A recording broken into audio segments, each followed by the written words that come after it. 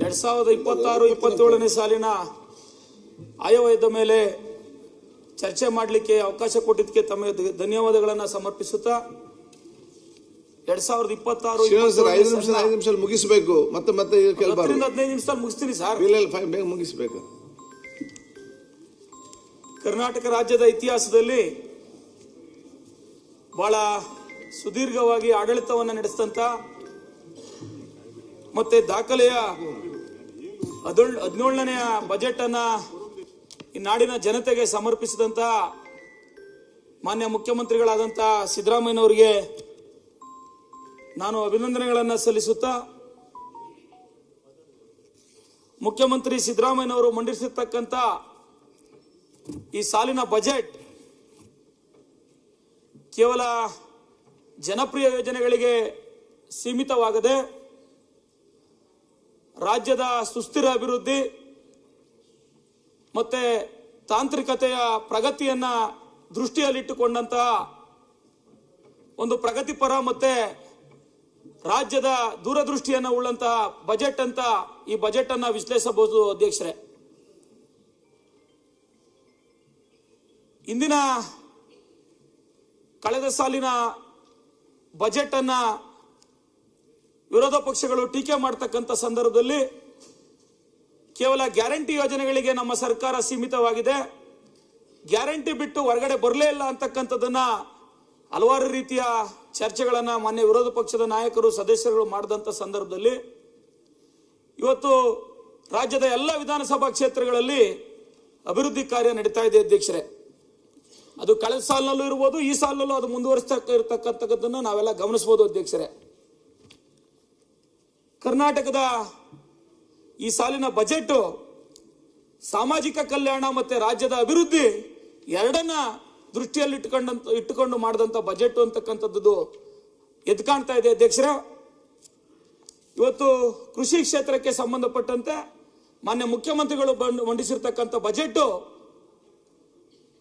ರೈತನಿಗೆ ಕೇವಲ ಅದು ಕಸುಬನ್ನಾಗಿ ನೋಡದೆ ಒಂದು ಉದ್ಯಮವನ್ನಾಗಿ ಅದನ್ನು ಮಾರ್ಪಡಿಸುವ ಪ್ರಯತ್ನವನ್ನ ಈ ಬಜೆಟ್ ಮಾಡಿರ್ತಕ್ಕಂಥದ್ದನ್ನ ನಾವು ಈ ಬಜೆಟ್ ನಲ್ಲಿ ಗಮನಿಸಬಹುದು ಮಾನ್ಯ ಅಧ್ಯಕ್ಷರೇ.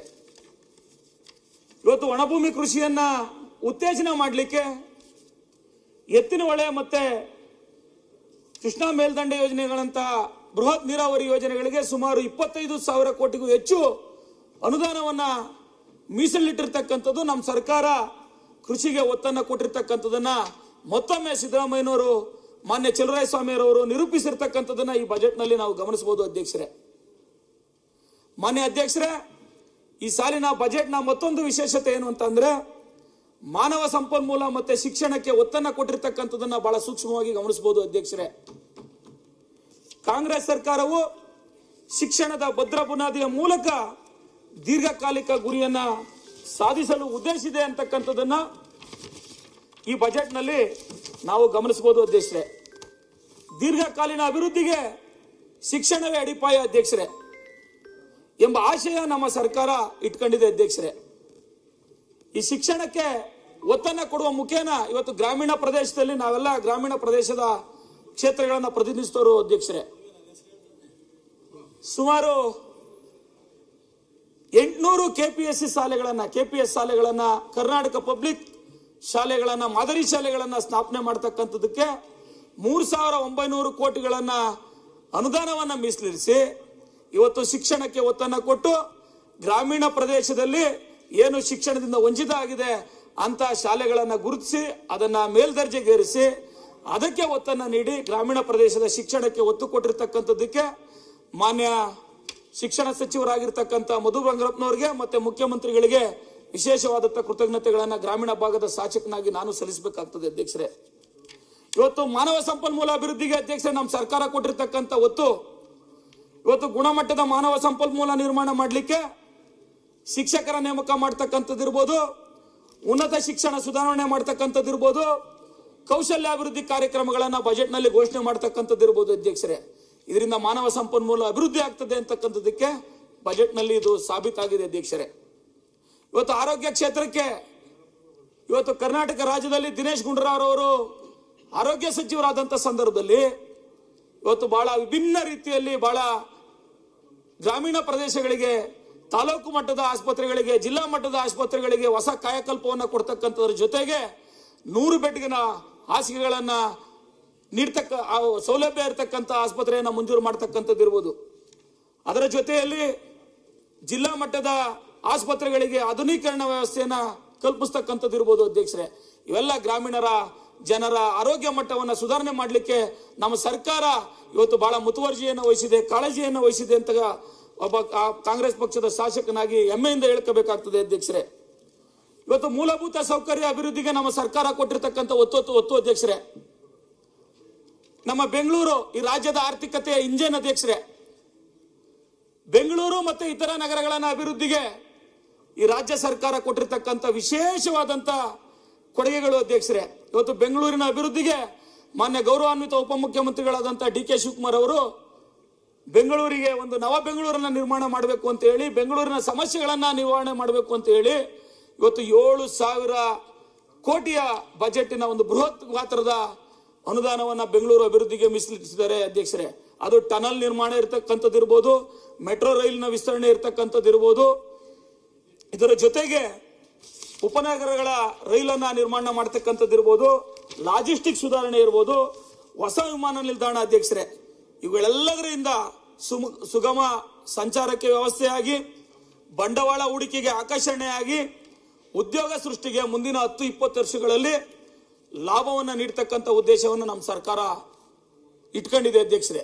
ಇದನ್ನ ಬಜೆಟ್ ನಲ್ಲಿ ಮಾನ್ಯ ಮುಖ್ಯಮಂತ್ರಿಗಳು ಅವಕಾಶವನ್ನು ಕೊಟ್ಟಿರ್ತಕ್ಕಂಥದ್ದು ಬಹಳ ಶ್ಲಾಘನೀಯವಾಗಿರ್ತಕ್ಕಂಥದ್ದು ಅಧ್ಯಕ್ಷರೇ. ಮಾನ್ಯ ಅಧ್ಯಕ್ಷರೇ, ಈ ಬಜೆಟ್ ನ ಮತ್ತೊಂದು ವಿಶೇಷತೆ ಏನು ಅಂತ ಅಧ್ಯಕ್ಷರೇ, ಪ್ರಾದೇಶಿಕ ಅಸಮಾನತೆಯ ನಿವಾರಣೆಗೆ ನಮ್ಮ ಸರ್ಕಾರ ಒತ್ತನ್ನು ನೀಡಿರ್ತಕ್ಕಂಥದನ್ನ ಗಮನಿಸಬಹುದು ಅಧ್ಯಕ್ಷರೇ. ಇವತ್ತು ಕೇಂದ್ರ ಬಜೆಟ್ ಅನ್ನ ಗಮನಿಸ್ತಾರೆ, ಇಲ್ಲಿ ಪ್ರಾದೇಶಿಕ ನಿವಾರಣೆಯ ಯಾವುದೇ ದೃಷ್ಟಿಕೋನವನ್ನ ಕೇಂದ್ರ ಬಜೆಟ್ ಹೊಂದಿಲ್ಲ ಅಧ್ಯಕ್ಷರೇ.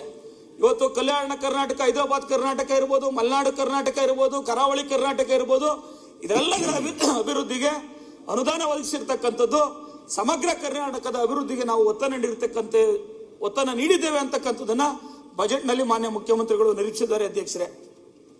ಇದರ ಹಿನ್ನೆಲೆಯಲ್ಲಿ ಅಧ್ಯಕ್ಷರೇ, ಕರ್ನಾಟಕದ ಅಭಿವೃದ್ಧಿಗೆ, ಸಮಗ್ರ ಅಭಿವೃದ್ಧಿಗೆ ಈ ಬಜೆಟ್ ಬಹಳ ಗಟ್ಟಿಯಾದ ಭದ್ರವಾದಂತ ಬುನಾದಿಯನ್ನ ಹಾಕಿದೆ ಅಂತಕ್ಕಂಥದನ್ನ ಈ ಬಜೆಟ್ ನಿರೂಪಿಸಿದೆ ಅಧ್ಯಕ್ಷರೇ. ಮಾನ್ಯ ಅಧ್ಯಕ್ಷರೇ, ನಾನು ಸ್ಟಾರ್ಟ್ ಮಾಡಿ 2 ನಿಮಿಷ ಆಗಿಲ್ಲ ಇನ್ನು. ನಾನು ಹೆಂಗ್ ಮಾತಾಡೋದು? ಇನ್ನೊಂದು 5ರಿಂದ 10 ನಿಮಿಷದಲ್ಲಿ ಮುಗಿಸ್ತೀನಿ. ಕರ್ನಾಟಕದ ಬಜೆಟ್ ನೀರಾವರಿ, ಕೃಷಿ, ಆರೋಗ್ಯ, ಶಿಕ್ಷಣ ಈ ಎಲ್ಲ ಸರ್ವ ಕ್ಷೇತ್ರಗಳನ್ನ ಒಳಗೊಂಡಂತಹ ಒಂದು ಬಹಳ ಒಳ್ಳೆಯ ಉದ್ದೇಶವನ್ನು ಇಟ್ಟುಕೊಂಡಿರ್ತಕ್ಕಂಥ ಈ ಬಜೆಟ್ ನಲ್ಲಿ ನಾವು ಗಮನಿಸಬೇಕಾದಂತ ಮತ್ತೊಂದು ವಿಚಾರ ಅಂತ ಅಂದ್ರೆ ಅಧ್ಯಕ್ಷರೇ, ನಮ್ಮ ಬಜೆಟ್ ಬಲವಾದ ಬೆಳವಣಿಗೆಯ ಕಾರ್ಯಕ್ಷಮತೆ, ಕರ್ನಾಟಕವು ರಾಷ್ಟ್ರೀಯ ಆರ್ಥಿಕ ಕಾರ್ಯಕ್ಷಮತೆಯನ್ನ ಮೀರಿಸಿದೆ ಅಂತಕ್ಕಂಥದನ್ನ ಈ ಬಜೆಟ್ ಬಹಳ ನಿರೀಕ್ಷಿಸಿದೆ ಅಧ್ಯಕ್ಷರೇ. ಯಾವ ರೀತಿ ಅಂತ ಅಂದ್ರೆ ಅಧ್ಯಕ್ಷರೇ, 2026-27ರ ಬಜೆಟ್ ಭಾಷಣದಲ್ಲಿ ವ್ಯಕ್ತಪಡಿಸಿದಂತೆ ಕರ್ನಾಟಕದ ಸ್ಥೂಲ ಆರ್ಥಿಕ ಕಾರ್ಯಕ್ಷಮತೆಯು ರಾಜ್ಯವನ್ನ ಭಾರತದಲ್ಲಿ ವೇಗವಾಗಿ ಬೆಳೆಯುತ್ತಿರುವ ಪ್ರಾದೇಶಿಕ ಆರ್ಥಿಕತೆಗಳಲ್ಲಿ ಒಂದೆಂದು ಬಹಳ ಸ್ಪಷ್ಟವಾಗಿ ಗೋಚರಿಸುತ್ತದೆ. ಹೇಗೆಂದ್ರೆ ಅಧ್ಯಕ್ಷರೇ, ರಾಜ್ಯವು 8.1ರಷ್ಟು ನಿಜವಾದ GSDPಯ ಬೆಳವಣಿಗೆಯನ್ನು ದಾಖಲಿಸಿದೆ. ಆದರೆ ಇದು ರಾಷ್ಟ್ರೀಯ GDP ಬೆಳವಣಿಗೆಯ ದರವಾದ 7.4ರನ್ನು ಮೀರಿಸಿದೆ ಅಧ್ಯಕ್ಷರೇ. ಇದು ಕರ್ನಾಟಕದ ಬೆಳವಣಿಗೆಗೆ ಬಹಳ ಪೂರಕವಾಗಿರ್ತಕ್ಕಂಥ ಬಜೆಟ್ ಅಂತಕ್ಕಂಥದನ್ನ ಈ ಬಜೆಟ್ ನಲ್ಲಿ ಮಾನ್ಯ ಮುಖ್ಯಮಂತ್ರಿಗಳು ನಿರೀಕ್ಷಿಸಿದ್ದಾರೆ ಅಧ್ಯಕ್ಷರೇ. ಮತ್ತೆ ಇನ್ನೊಂದು ನಮ್ಮ ಬಜೆಟ್ ನ ವಿಶೇಷತೆ ಏನು ಅಂತಂದ್ರೆ ಅಧ್ಯಕ್ಷರೇ, ನಮ್ಮ ಕರ್ನಾಟಕದ ಬಜೆಟ್ ಕೇಂದ್ರದ ಬಜೆಟ್ಗೆ ಹೋಲಿಸಿದರೆ ಬಹಳ ಹಣಕಾಸಿನ ಶಿಸ್ತನ್ನ ಪ್ರದರ್ಶಿಸಿದೆ. ಹಣಕಾಸಿನ ಶಿಸ್ತಿಗೆ ಹೆಚ್ಚು ಒತ್ತನ್ನು ಕೊಟ್ಟಿದೆ ಅಧ್ಯಕ್ಷರೇ. ಕರ್ನಾಟಕದ ಹಣಕಾಸು ನಿರ್ವಹಣೆಯು ಕೇಂದ್ರ ಸರ್ಕಾರಕ್ಕಿಂತ ಗಮನಾರ್ಹವಾಗಿ ಹೆಚ್ಚು ಶಿಸ್ತುಬದ್ಧವಾಗಿದೆ ಅಧ್ಯಕ್ಷರೇ. ರಾಜ್ಯವು ತನ್ನ ಹಣಕಾಸಿನ ಕೊರತೆಯನ್ನು GSDPಯ 2.9ನಲ್ಲಿ ಕಾಯ್ದುಕೊಂಡಿದೆ ಅಧ್ಯಕ್ಷರೇ. ಇದು FRBM ಮಿತಿಯ 3ರೊಳಗಿದೆ ಅಧ್ಯಕ್ಷರೇ. ಇದಕ್ಕೆ ವ್ಯತಿರಿಕ್ತವಾಗಿ ಕೇಂದ್ರ ಹಣಕಾಸು ಕೊರತೆಯು GDPಯ 4.3ರಷ್ಟು ಆಗಿದೆ ಅಧ್ಯಕ್ಷರೇ.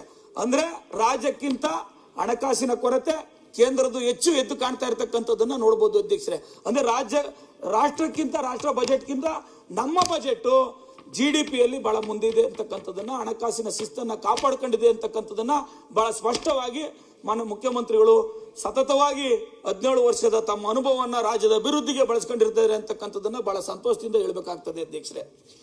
ಮುಂದುವರೆದು ಅಧ್ಯಕ್ಷರೇ, ಬಂಡವಾಳ ವೆಚ್ಚ ಮತ್ತೆ ಬೆಳವಣಿಗೆ ದೃಷ್ಟಿಕೋನವನ್ನು ಹೊಂದಿರತಕ್ಕಂಥ ನಮ್ಮ ಬಜೆಟ್ ಅಧ್ಯಕ್ಷರೇ. ಕರ್ನಾಟಕ ಬಜೆಟ್ ಬಂಡವಾಳದ ರಚನೆಗೆ ಬಲವಾದ ಒತ್ತನ್ನು ನೀಡಿದೆ ಅಧ್ಯಕ್ಷರೇ. ಬಂಡವಾಳದ ವೆಚ್ಚಕ್ಕೆ ಸುಮಾರು 71,924 ಕೋಟಿ ಹಂಚಿಕೆ ಮಾಡಲಾಗಿದೆ ಅಧ್ಯಕ್ಷರೇ.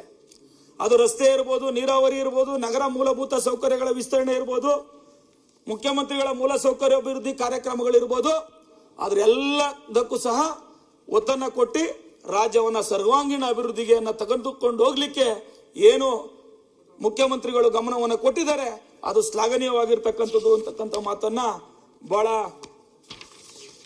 ಸಂತೋಷದಿಂದ ಹೇಳ್ಬೇಕಾಗ್ತದೆ ಅಧ್ಯಕ್ಷರೇ. ಇದರ ಜೊತೆಗೆ ಅಧ್ಯಕ್ಷರೇ, ಇಷ್ಟೆಲ್ಲ ಆರ್ಥಿಕ ಶಿಸ್ತು, ಇಷ್ಟೆಲ್ಲ ಮುಂದುವರೆದು ರಾಜ್ಯವನ್ನ ಸಮಗ್ರ ಕಲ್ಯಾಣ ಮತ್ತು ಅಭಿವೃದ್ಧಿ ಕಾರ್ಯಕ್ರಮಗಳ ಅಭಿವೃದ್ಧಿಗೂ ಸಹ ಒತ್ತನ್ನು ಕೊಟ್ಟಿರ್ತಕ್ಕಂಥದ್ದನ್ನ, ಬಹಳ ದೊಡ್ಡ ಮಟ್ಟದ ಅನುದಾನವನ್ನ ಕಲ್ಯಾಣ ಕಾರ್ಯಕ್ರಮಗಳಿಗೆ ಬಳಸಿರ್ತಕ್ಕಂಥದ್ದನ್ನ ಬಜೆಟ್ ನಲ್ಲಿ ಗಮನಿಸಬಹುದು ಅಧ್ಯಕ್ಷರೇ. ಖಾತ್ರಿ ಯೋಜನೆಗಳಿಗೆ ಸುಮಾರು 1,21,00,000 ಕೋಟಿ ಖರ್ಚು ಮಾಡಲಾಗಿದೆ ಅಧ್ಯಕ್ಷರೇ. ಇದರಿಂದ ಜನತೆಯ ಖರೀದಿಯ ಶಕ್ತಿ ಮತ್ತೆ ಬೇಡಿಕೆ ಶಕ್ತಿ ಹೆಚ್ಚಾಗಿದೆ ಅಧ್ಯಕ್ಷರೇ. ಶ್ರೀನಿವಾಸ್ ಆಯ್ತು, ಇದೊಂದು ಬಹಳ 12 ಮಿನಿಟ್ಸ್ ಮಾತಾಡ್ತದೆ. ಈಗ ಇನ್ನೆರಡು ನಿಮಿಷ ಅಧ್ಯಕ್ಷರೇ, ನಾನು ಕ್ಷೇತ್ರಕ್ಕೆ ಸಂಬಂಧಪಟ್ಟಂತೆ ಮಾತಾಡ್ಬಿಟ್ಟು ಮುಗಿಸ್ತೀನಿ. ಫಸ್ಟ್ ಮಾತಾಡಬೇಕಿತ್ತು. ಇದೆಲ್ಲದರ ಇದರಲ್ಲಿ ಅಧ್ಯಕ್ಷರೇ, ಕರ್ನಾಟಕ ಸರ್ಕಾರದ 2026-27ನೇ ಆಯವ್ಯಯ ರಾಜ್ಯದ ಸರ್ವಾಂಗೀಣ ಪ್ರಗತಿಗೆ ಅಭಿವೃದ್ಧಿಗೆ ಬಹಳ ಮುನ್ನುಡಿಯನ್ನು ಬರೆದು ಬಹಳ ಯಶಸ್ವಿಯ ಹಾದಿಯಲ್ಲಿ ಕರ್ನಾಟಕವನ್ನು ಮುನ್ನಡೆಸಲಿಕ್ಕೆ ಮಾಡಿದಂಥ ಬಜೆಟ್ ಅಂತ ಹೇಳ್ತಾ ಅಧ್ಯಕ್ಷರೇ, ಬಹಳ ವಿಶೇಷವಾಗಿ ಗಮನಿಸಬೇಕು ಅಧ್ಯಕ್ಷರೇ. ಕಾವೇರಿ 6ನೇ ಹಂತದಲ್ಲಿ ನಮ್ಮ ಸರ್ಕಾರ ಬೆಂಗಳೂರು ಮತ್ತೆ ಅದರ ಉಪನಗರಗಳಿಗೆ ಶಾಶ್ವತವಾಗಿರ್ತಕ್ಕಂಥ ಕುಡಿಯುವ ನೀರಿನ ವ್ಯವಸ್ಥೆಯನ್ನು ಕಲ್ಪಿಸಿರ್ತಕ್ಕಂಥದ್ದು ಅಧ್ಯಕ್ಷರೇ. ಅದ ಸಂಪುಟದಲ್ಲೂ ಅನುಮೋದನೆಯಾಗಿ ಬಜೆಟ್ನಲ್ಲೂ ಘೋಷಣೆ ಆದಿದೆ ಅಧ್ಯಕ್ಷರೇ. ಈ ಕೆಲಸವನ್ನ ಹಿಂದಿನ ಸರ್ಕಾರ ಮಾಡಿದ್ರೆ ಬಹಳ ಅನುಕೂಲ ಆಗಿರ್ತಾ ಇತ್ತು ಅಧ್ಯಕ್ಷರೇ. ಯಾಕಂದ್ರೆ ಇವತ್ತು ಬೆಂಗಳೂರು ಬಹಳ ದೊಡ್ಡವಾಗಿ ಬೃಹದಾಕಾರವಾಗಿ ಬೆಳೀತಾ ಇದೆ ಅಧ್ಯಕ್ಷರೇ. 80 ಲಕ್ಷ ಇದ್ದಂತ ಜನಸಂಖ್ಯೆ ಇವತ್ತು ಬೆಂಗಳೂರು 1.25 ಕೋಟಿಗೂ ಹೆಚ್ಚು ಬೆಂಗಳೂರಿನಲ್ಲಿ ಜನಸಂಖ್ಯೆ ಆಗಿದೆ. ಸಂಚಾರ ದಟ್ಟಣೆ ಹೆಚ್ಚಾಗಿದೆ, ವಸತಿ ಸಮಸ್ಯೆ ಹೆಚ್ಚಾಗಿದೆ.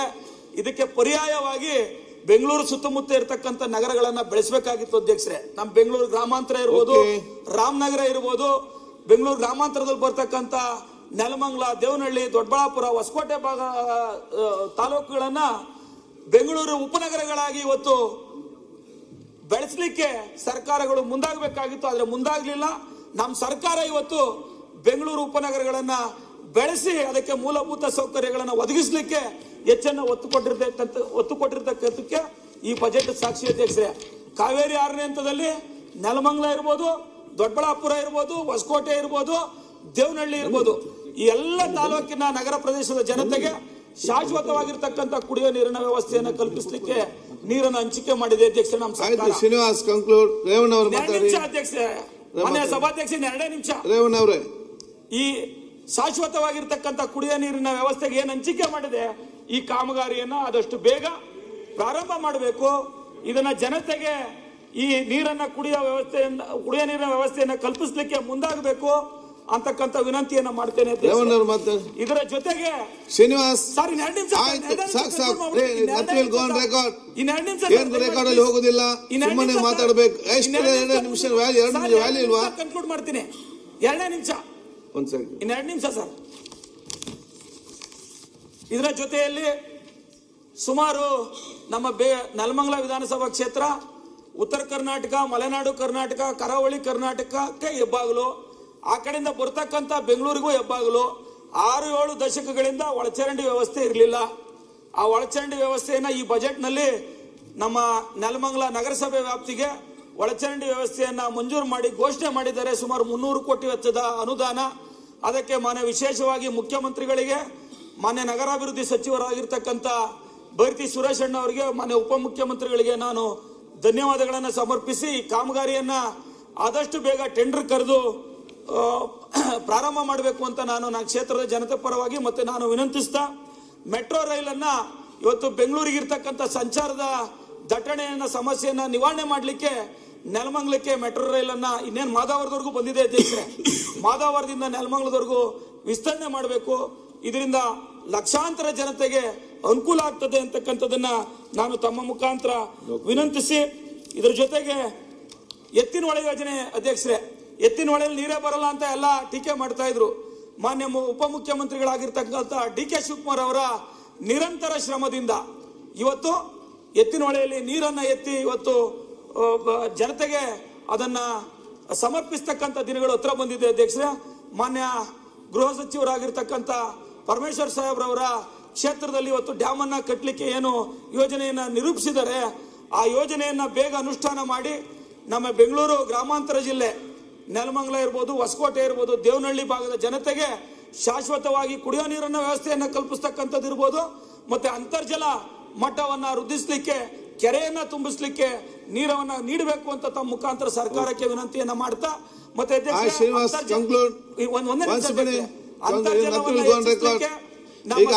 ಹೊರಗೆ ಕಾಯ್ತಿದ್ದಾರೆ.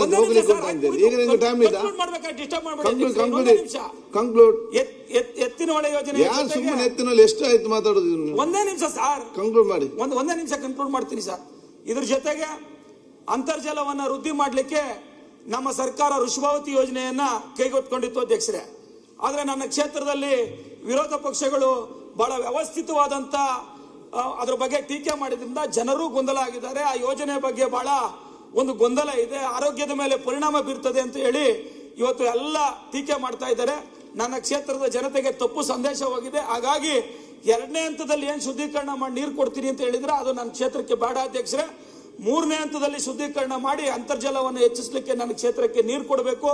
ಇದರ ಜೊತೆಗೆ ಮಾನ್ಯ ಗೌರವಾನ್ವಿತ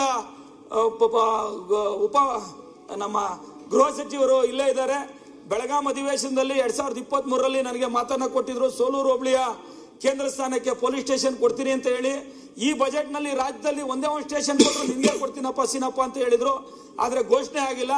ದಯಮಾಡಿ ಅವರಲ್ಲಿ ನಾನು ಕೈ ಮುಗಿದು ವಿನಂತಿಯನ್ನು ಮಾಡ್ತೀನಿ, ಸೋಲೂರಿಗೆ ಒಂದು ಹೊಸ ಪೊಲೀಸ್ ಸ್ಟೇಷನ್ ಅನ್ನ ಈ ಆರ್ಥಿಕ ವರ್ಷದಲ್ಲಿ ಮಂಜೂರು ಮಾಡಿಕೊಡ್ಬೇಕು ಅಂತ ತಮ್ಮ ಮುಖಾಂತರ ವಿನಂತಿಯನ್ನ ಮಾಡಿ, ಈ ರಾಜ್ಯಕ್ಕೆ ಒಳ್ಳೆಯ ಬಜೆಟ್ ಅನ್ನ ಕೊಟ್ಟಂತ ನಮ್ಮ ಮುಖ್ಯಮಂತ್ರಿಗಳಾದಂತಹ ಸಿದ್ದರಾಮಯ್ಯನವರಿಗೆ, ಅದಕ್ಕೆ ಸಹಕಾರ ಕೊಟ್ಟಂತ ಉಪಮುಖ್ಯಮಂತ್ರಿಗಳು ಮತ್ತೆ ಎಲ್ಲ ಸಚಿವರಿಗೆ, ಹಿರಿಯ ಸಚಿವರಿಗೆ ಈ ನೆಲಮಂಗಲ ವಿಧಾನಸಭಾ ಕ್ಷೇತ್ರದ ಶಾಸಕನಾಗಿ ತುಂಬು ಹೃದಯದ ಅಭಿನಂದನೆಗಳನ್ನು ಸಲ್ಲಿಸುತ್ತಾ ಬಜೆಟ್ ನ ಮೇಲೆ ಮಾತನಾಡಲಿಕ್ಕೆ ಅವಕಾಶ ಮಾಡಿಕೊಟ್ಟಂತ ತಮಗೆ ಧನ್ಯವಾದಗಳನ್ನು ಸಮರ್ಪಿಸಿ ನನ್ನ ಮಾತನ್ನು ಮುಕ್ತಾಯ ಮಾಡ್ತೀನಿ.